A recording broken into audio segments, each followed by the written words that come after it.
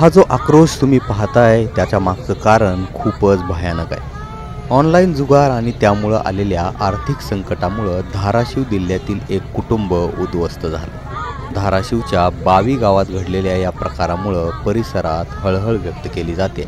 Online रमीच्या नादात आर्थिक संकटात फसलेल्या लक्ष्मण जाधव यांनी आपली पत्नी तेजस्विनी आणि 2 वर्षाच्या चिमुकल्याला विष पाजलं आणि नंतर स्वतः गळफास घेऊन आत्महत्या केली।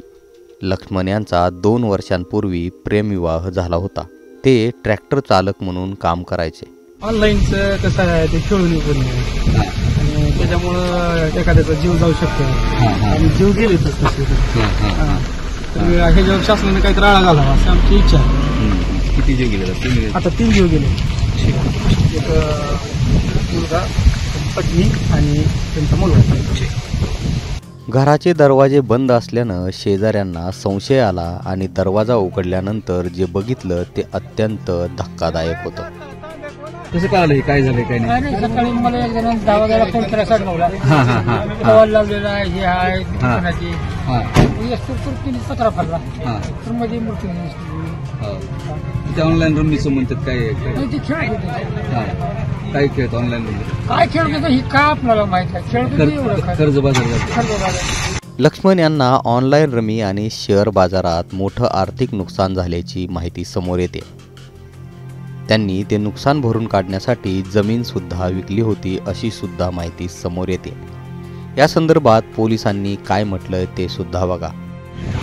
असताना आम्हाला सरपंचांनी गावाचा फोन करून सांगितलं की एक लक्ष्मण जाधव नावाची समजा घरामध्ये हॅक झालेली आहे आणि त्यांचा मुलगा आणि पत्नी 1.5 वर्ष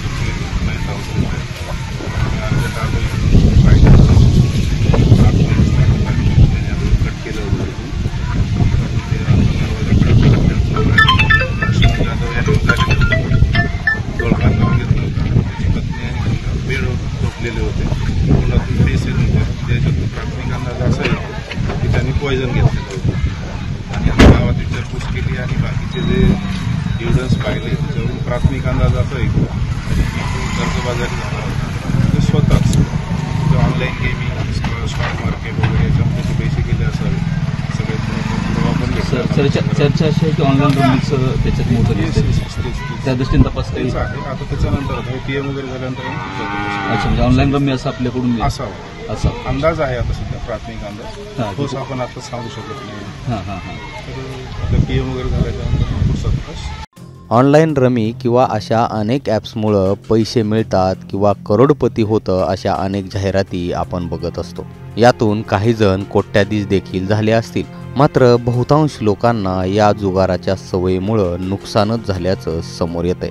ऑनलाईन जुगाराच्या या सवयीमुळंच तरुण कर्जाच्या गर्तेत सापडत आहे आणि याचमुळं ही धक्कादायक घटना सुद्धा घडल्याचं बोललं जातंय।